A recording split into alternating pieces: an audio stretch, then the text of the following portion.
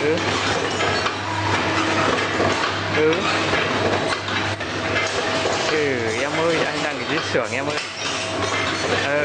Ồn ồn ào quá rồi, khoảng nửa tiếng nữa thì phone cho anh nhé.